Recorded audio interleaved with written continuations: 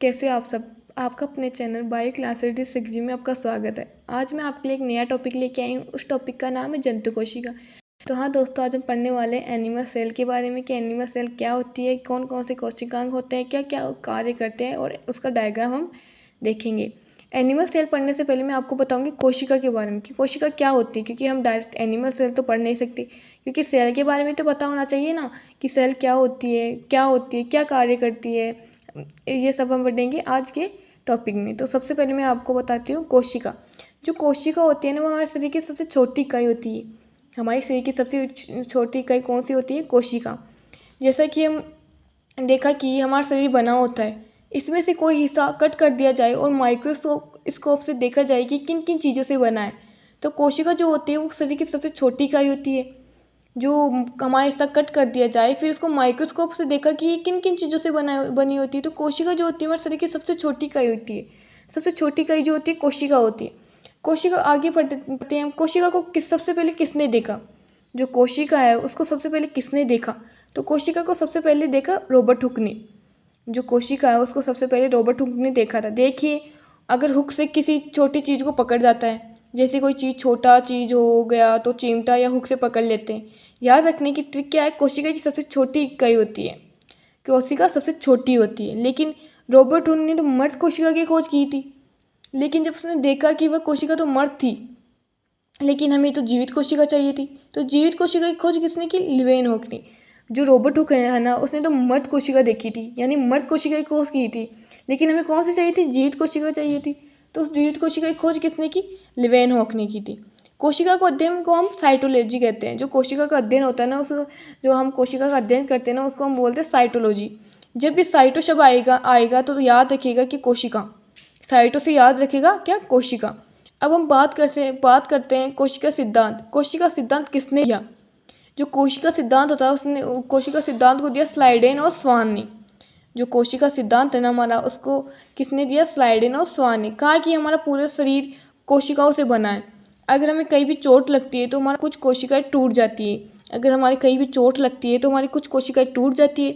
तो पास की कोशिकाएं जो होती है ना, हमारी जो टूट गया है ना, वहाँ से पास की जो कोशिका होती है ना उसे भर देती है।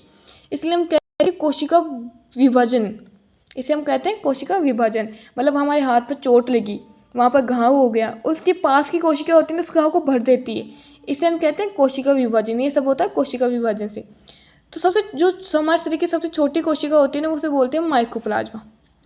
जो सबसे छोटी कोशिका हो वो माइकोप्लाज्मा, मतलब जंतुओं में हम देखते हैं। और जो सबसे बड़ी कोशिका होती है वो होती है शुतुरमुर्ग का अंडा। दो कोशिका, सबसे छोटी कोशिका होती है माइक्रोप्लाज्मा, सबसे बड़ी होती है शुतुरमुर्ग का अंडा। मानव में सबसे छोटी होती है शुक्राणु, सबसे बड़ी होती है अंडाणु, सबसे लंबी होती है तंत्रिका। जंतु में कौन सी होती है सबसे छोटी? माइकोप्लाज्मा। सबसे बड़ी कौन सी होती है? शुतुरमुर्ग का अंडा। मानव में हम देखें तो मानव की सबसे छोटी कोशिका होती है शुक्राणु, और सबसे बड़ी होती है अंडाणु, और सबसे लंबी होती है तंत्रिका।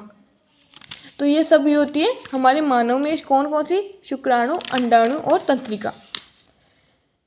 तो हम आइए हम बात करते हैं एनिमल सेल के बारे में। ये सभी हो गई हमारी सेल की जानकारी। अब हम बात करते हैं एनिमल सेल के बारे में। ये आपको उसका डायग्राम दिख रहा होगा, ये कंप्लीट एनिमल सेल का डायग्राम है।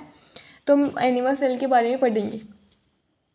जो ये कोशिका झिल्ली है ना, उसे हम प्लाज्मा झिल्ली बोल सकते हैं। ये कोशिका के एनिमल सेल के चारों ओर पाई जाती है। ये जो आवरण होता है ना, वह कोशिका के अंदर भरा आदान प्रदान को नियंत्रित करता है।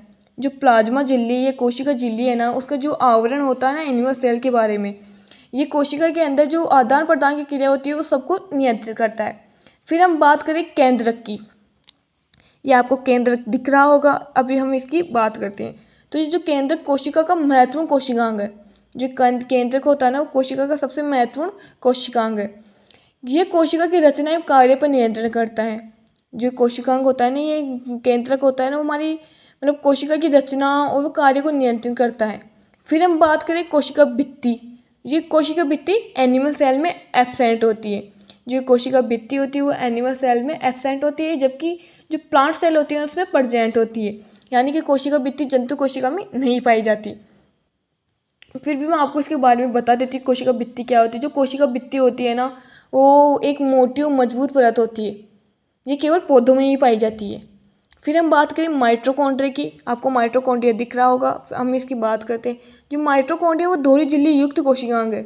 आपको 2 झिल्लियाँ दिख रही होगी, पहली ये, दूसरी ये, 2 झिल्लियों से बना होता है, जो श्वसन में भाग लेकर ऊर्जा उत्पन्न करता है। जो ये माइटोकॉन्ड्रिया होती है ना, वो श्वसन की क्रिया में भाग लेकर ऊर्जा उत्पन्न करता है, इसलिए हम इसे पावर हाउस भी कह सकते हैं या माइटोकॉन्ड्रिया भी कह सकते हैं।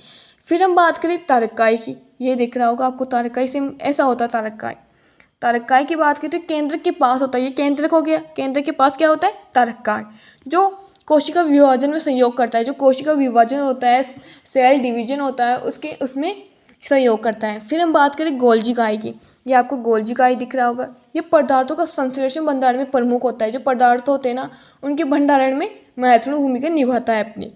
फिर हम बात करें राइबोसोम्स। ये आपको बारीक बारीक दाने दिख रहे होंगे, उसे बोलते हैं हम राइबोसोम्स।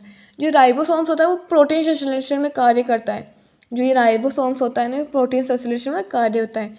फिर हम बात करें ER यानी अंतःपरदवी जालिका की। हम उसको ER भी बोल सकते हैं। ER 2 होती है, एक तो रफ ER, एक स्मूथ ER, यानी खुरदरी अंतःपरदवी जालिका, चिकनी अंतःपरदवी जालिका। जो ER होती है ना, वो झिल्ली की बनी हुई जालनुमा संरचना होती है। आपको दिख रहा होगा जाल, और जो केंद्रक से जुड़ी हुई होती है, ये जाल दिख रहा होगा, उसे बोलते हैं अंतःपरदवी जालिका। जो ये जाल से कंप्लीट जो जाल है ना, ये तो हो गई रफ, और ये हो गई स्मूथ, यानी ये तो हो गई रफ अंतःपरदवी जालिका, ये हो गई स्मूथ अंतःपरदवी जालिका। ये कंप्लीट एनिमल सेल का डायग्राम है। फिर हम बात करें, आपको ये दिख रहा होगा, ये होगा माइक्रोविलाई यानी सूक्ष्म अंकुर। ये माइक्रोविलाई है। एनिमल सेल के अंदर कंप्लीट कोशिका द्रव्य पाई जाता है। फिर बात करें हम लाइसोसोम की। जो ये लाइसोसोम है, ये आत्मघाती थैली के नाम से भी जाना जाता है। इसे हम आत्मघाती थैली भी कहते हैं। ये कंप्लीट एनिमल सेल है। एनिमल सेल के अंदर क्या क्या होता है, कौन कौन से कोशिकांग होते हैं, मैंने आपको सबके बारे में बता दिया है। एक बार फिर बताइए, ये माइटोकॉन्ड्रिया होता है, ये केंद्रक छिद्र होता है, इसके अंदर जो पूरा द्रव्य भरा होता है केंद्रक द्रव्य बोलते हैं।